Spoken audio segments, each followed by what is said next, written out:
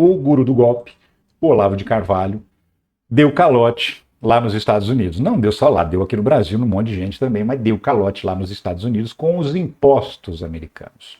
Perdeu, os herdeiros perderam a casa que o guru do bolsonarismo morava. Ela foi a leilão para pagar as dívidas que o Olavo de Carvalho acumulou lá nos Estados Unidos. Sim, ele não pagava o imposto predial, que é o equivalente ao nosso IPTU aqui, não pagava o imposto da casa, e também não pagava imposto de renda. Pois é, a informação que foi divulgada pela coluna do Lauro Jardim, no Globo, não fala quanto ele devia do tal do IPTU, o imposto predial.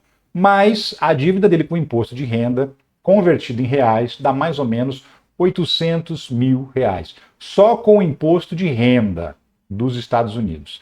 Fora o imposto predial que ele devia lá para o estado da Virgínia, onde ficava a casa. Então, o imóvel foi leiloado, não vai ficar como herança para os 7 herdeiros, deveria ser 8, mas ele deserdou uma filha, a Heloísa de Carvalho, que é de esquerda, e brigou com o pai lá em 2017, e ele deserdou a filha.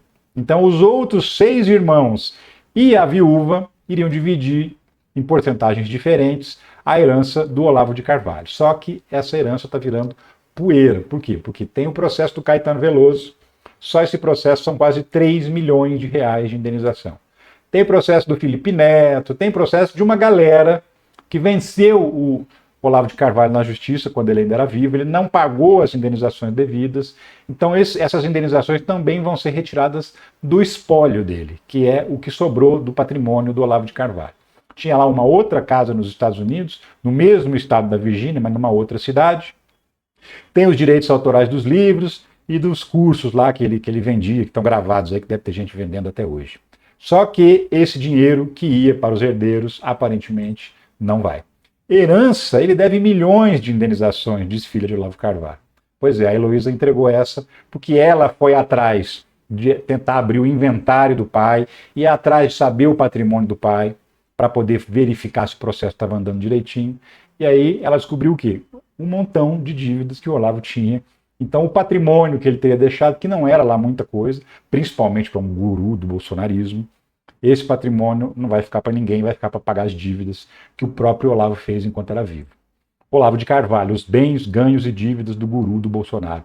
Essa matéria que mostra como no fim da vida dele, ele estava todo lascado financeiramente, já não estava mais vendendo muito curso, já não estava mais vendendo muito livro, já não estava mais influenciando tantas pessoas, não estava ganhando tanto Pix e estava acumulando dívidas em cima de dívidas. Ele declarou isso, inclusive, ao imposto de renda americano, que estava no vermelho. Sempre pode ser mentira, vindo da boca de Olavo de Carvalho, mas a verdade é que os documentos fiscais do Olavo de Carvalho revelam que ele estava quebrado, à beira da falência no final da vida. E aí, juntando agora com essas dívidas que ele tinha de indenizações, principalmente por ofensas, por agressões que ele fazia nas redes sociais, era processado e perdia.